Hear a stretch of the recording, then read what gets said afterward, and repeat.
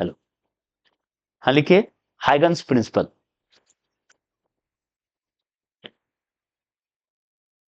क्या होता है स्पेलिंग? GENS।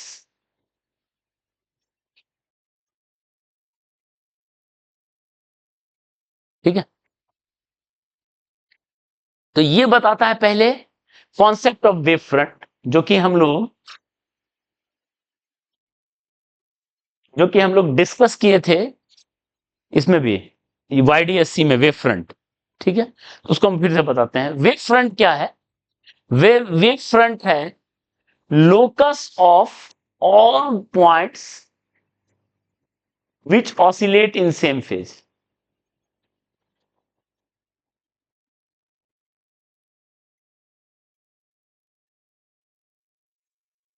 ठीक है, locus of all points which oscillate in same phase. ठीक है, जो सेम फेज में ऑसिलेट करता है। मतलब क्या हुआ, ध्यान दो। मान लो ऐसे वेव जा रहा है, ध्यान दो, ऐसे वेव जा रहा है।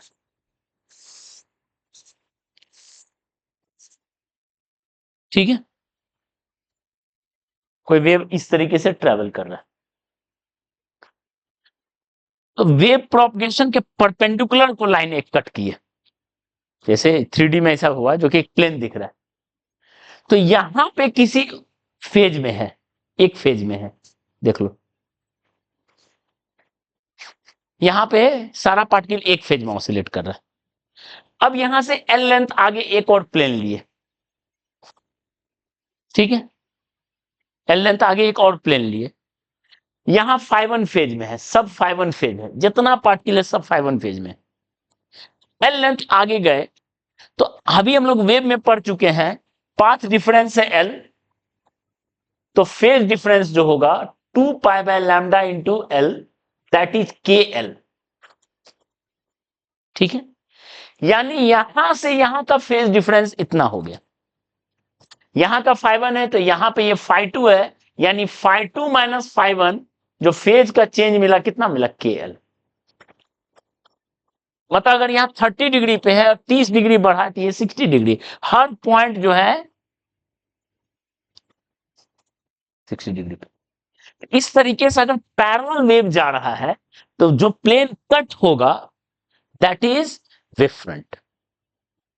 ठीक है, for parallel waves perpendicular planes are wave front. ठीक,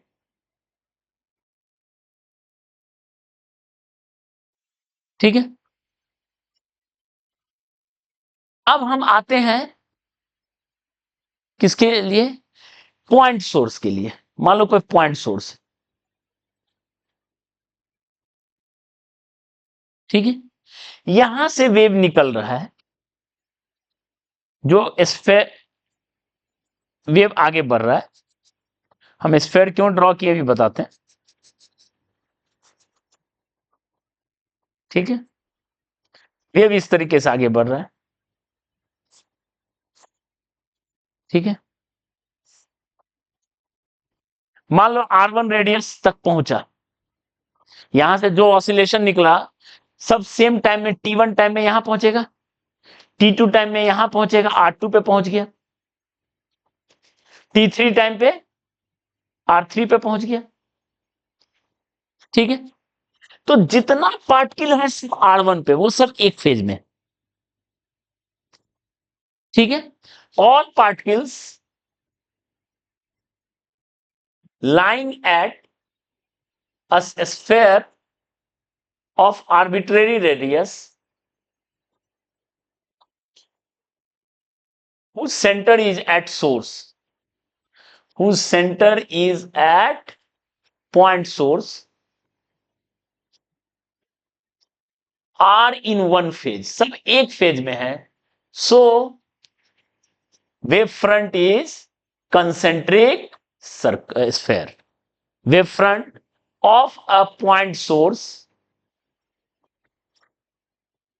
is कंसेंट्रिक स्फीयर।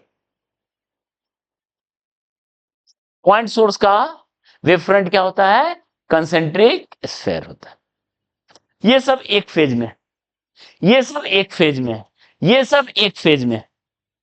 मतलब अगर मान लो R1 रेडियस पे सिर्फ φ1 फेज में, R2 रेडियस पे सब φ2 फेज में, R3 रेडियस पे सब φ2 फेज में, φ3 फेज में।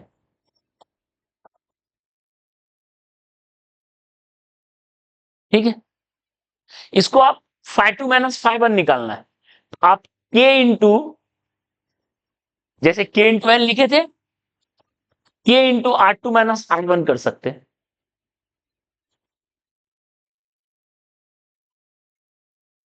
K into R2 minus R1 कर सकते हैं, या फिर देख लो R2 माइनस R1 कर सकते हैं, पाथ लेंथ।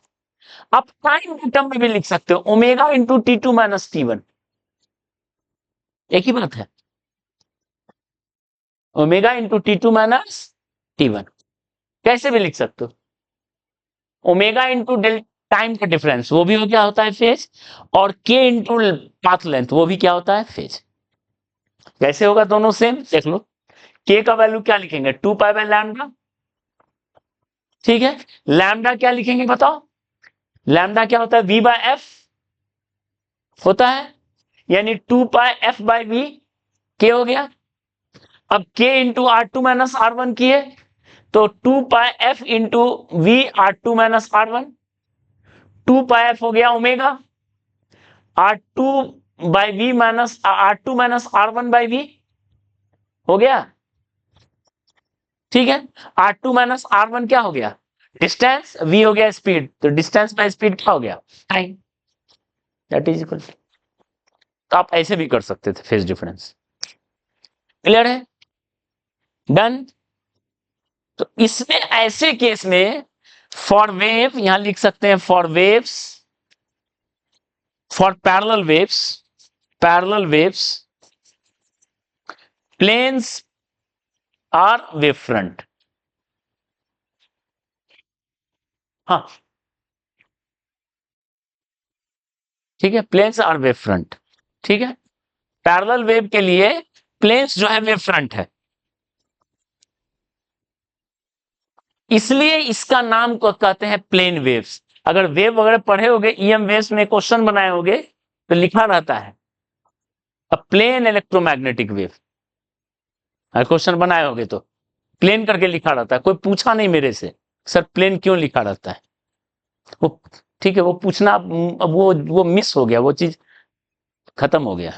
ठीक है, कि पढ़ा हुआ कोई चीज नहीं समझ में आया तो पूछ लें सर से। ठीक है, युग बदल गया ना।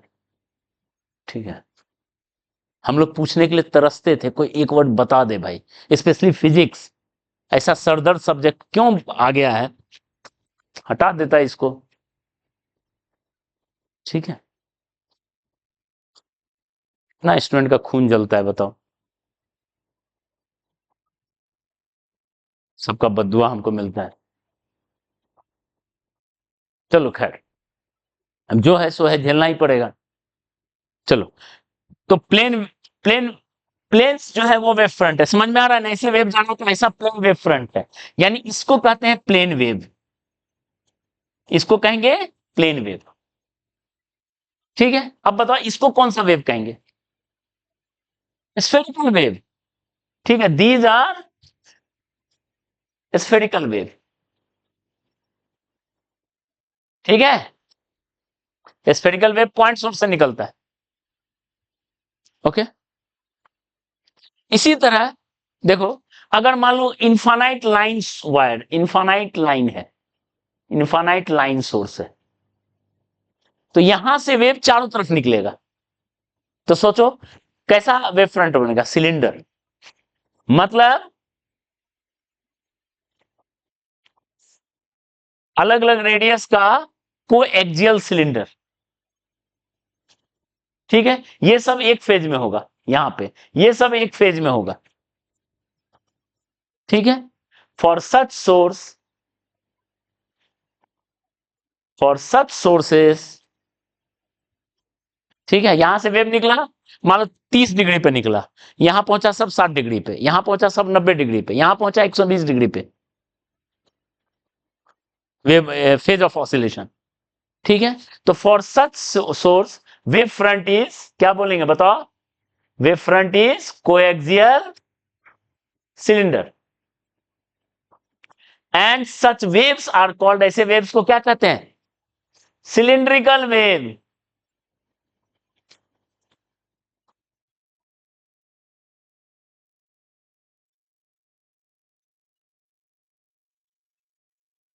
क्लियर है, ऐसे वेव्स को क्या कहते हैं, सिलिंड्रिकल वेव। ओके,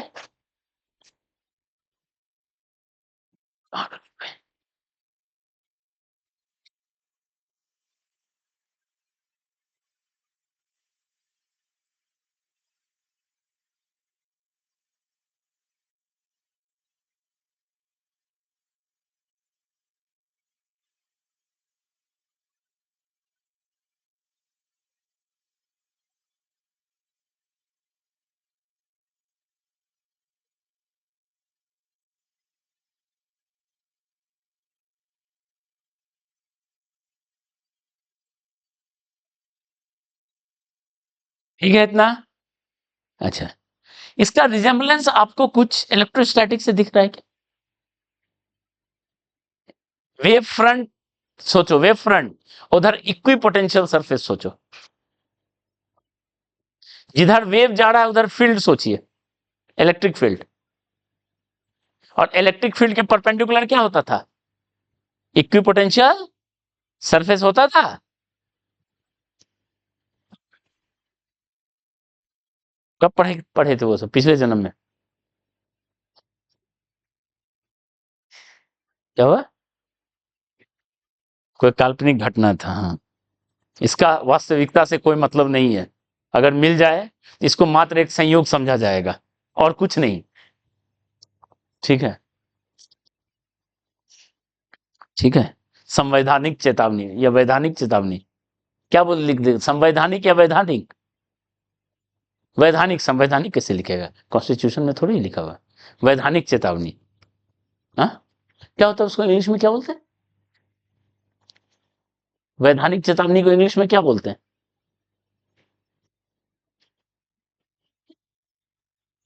हिंदी में भी लिखा रहता है, इंग्लिश में भी लिखा रहता है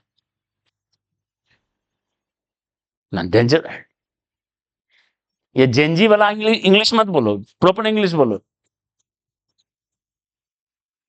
स्टैट्यूटरी वार्निंग, शायद कुछ ऐसा रहता है, ये सब फर्जी इंग्लिश मीडियम है। ठीक है, ये सब फर्जी इंग्लिश मीडियम का स्कूल है।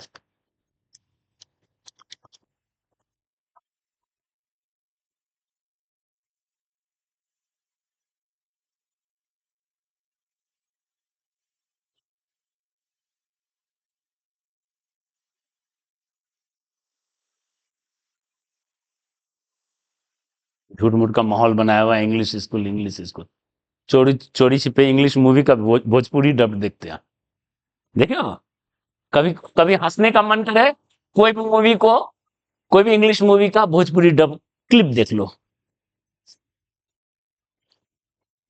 मजा आ जाएगा। ठीक है, चलिए खैर, इधर इधर देखिए, तो रिजेम्बलेंस दिख रहा है इसका इलेक्ट्रोस्टैट से, यानी वेव प्रोपगेशन की तरफ देखो, वेव प्रोपगेशन की तरफ आप इलेक्ट्रिक फील्ड लीजिए, इलेक्ट्रिक फील्ड लीजिए, ठीक है,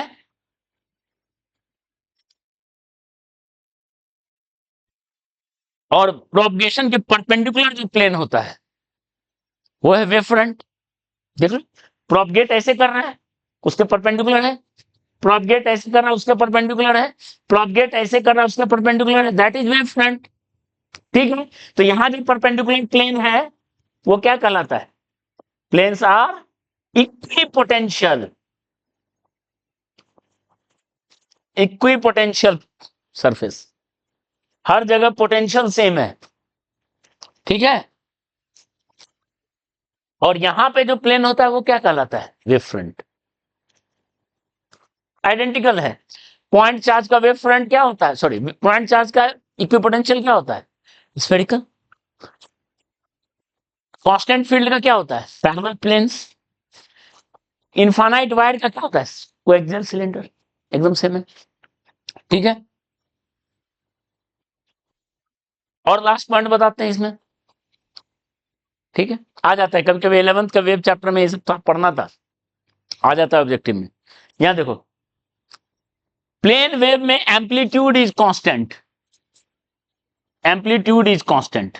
प्लेन वेव का एम्पलीट्यूड कांस्टेंट रहता है, इसलिए जितना 11 12 में वेव का है सब में प्लेन वेव ही रहता है, क्योंकि एम्पलीट्यूड कांस्टेंट होता है। A sine omega T plus five, A electromagnetic में ई नॉट, मैग्नेटिक फील्ड वाले में बी नॉट, सब कांस्टेंट है। ठीक है, लेकिन स्फेरिकल वेव में amplitude is inversely proportional to R. जितना जितना दूर जाएंगे उतना ज्यादा एम्पलीट्यूड हटता चलेगा। A1 bye A2 equal to R2 bye R1। ठीक है, ओके। और सिलिंड्रिकल वेव में amplitude is proportional to 1 by root R, यानी A1 बाय A2 जो होगा रूट ओवर R2 बाय,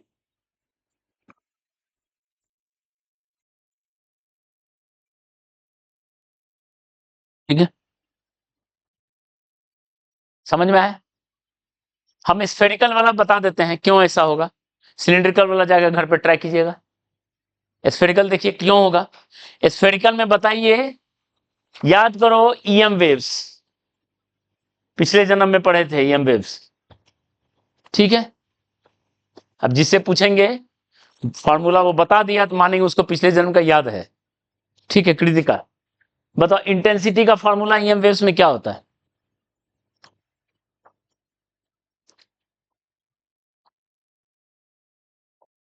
बताओ आर्यन, सॉरी सॉरी गलती मेरी है, आई फील, ठीक है इंग्लिश भी बोलने नहीं आ रहा हमको, देखो आई फील डीपली हर्ट। ठीक है, हम मोबिलाइज बोलने चाह रहे थे, I feel deeply hurt, sorry. ठीक है, तो नहीं पढ़े थे तो,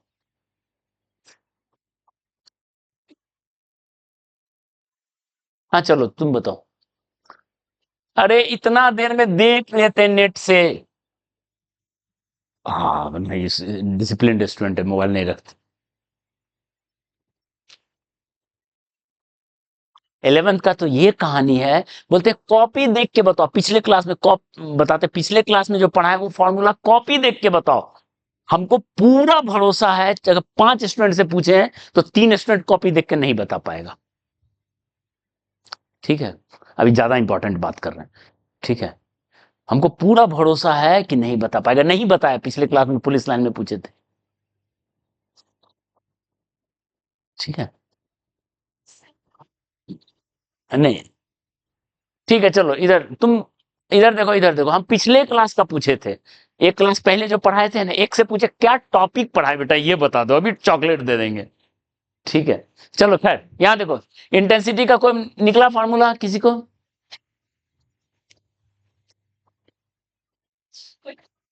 चुप हो जाओ बाबू, चुप हो जाओ। ठीक है, इंटू सी, इस पे कितना क्वेश्चन किए थे, इंटेंसिटी। ठीक है, और इंटेंसिटी पॉइंट सोर्स का होता है power bye 4 pi r square, power, power of source मतलब कितना जूल पर सेकेंड भेज रहा है, और इंटेंसिटी होता है पावर बाय एरिया, तो एरिया कितना है 4 पाई r स्क्वायर। ऊपर में ई नॉट स्क्वायर है, नीचे आर स्क्वायर है, तो बताओ देख के, ई नॉट प्रोपोर्शनल टू क्या हो गया, आर आ गया, ई नॉट प्रोपोर्शनल टू आर आ गया।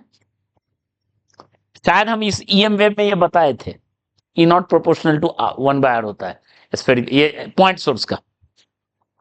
स्फेरिकल वेव टर्म यूज नहीं किए थे, लेकिन शायद बताए थे। ठीक है, क्लियर है, वेव फ्रंट का लॉजिक समझ में आया। अब देखो जेई एडवांस 2021 का क्वेश्चन वेव फ्रंट पे क्या है, ध्यान दीजिए।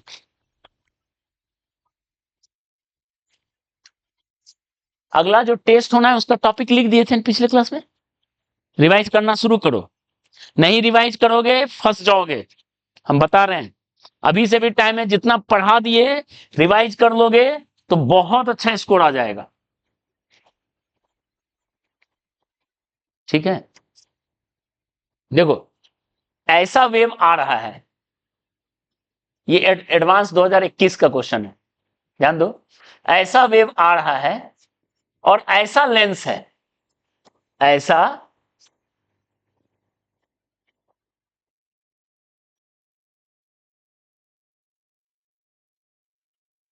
ठीक है, ऐसा लेंस का एक मटेरियल है और ऐसा वेव आ रहा है, ठीक है।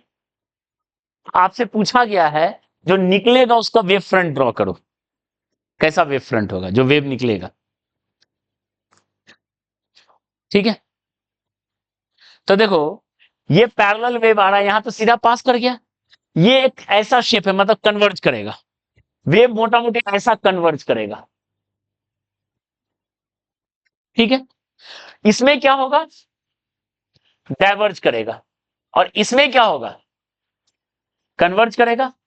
तो बताओ इसका शेप कन्वर्ज कर रहा है, ऐसे ही जाना है एक पॉइंट की तरफ, पॉइंट की तरफ जाना है, कैसा वेव फ्रंट होगा, ऐसा होगा। इसमें पॉइंट से दूर जाना है, खैर ऐसा हो गया, बिल्कुल पॉइंट सोर्स वाला। और इसमें इसमें उल्टा कर दिया, ऐसा थोड़ी होगा, ऐसा होगा ना, हाँ ऐसा होगा, पॉइंट की तरफ जाना है, शेप देखो, ये पॉइंट सोर्स है, ऐसा है तो ऐसा होगा, पॉइंट की तरफ जाना है, दिख रहा है।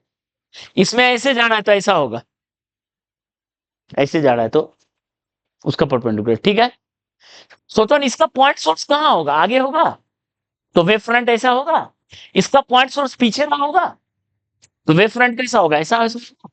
और इसका कैसा होगा फिर, तो ये डायग्राम फ्रंट का, एडवांस 2021 का क्वेश्चन, ठीक। इसको नोट कीजिए, फिर आते हैं हाइगन्स प्रिंसिपल पे, ठीक है। डायरेक्ट भी हाइगन्स पढ़ा सकते थे, मतलब नहीं है, वो तो रट लेता है लोग वेव फ्रंट को बगैर समझे, ठीक है। चलिए।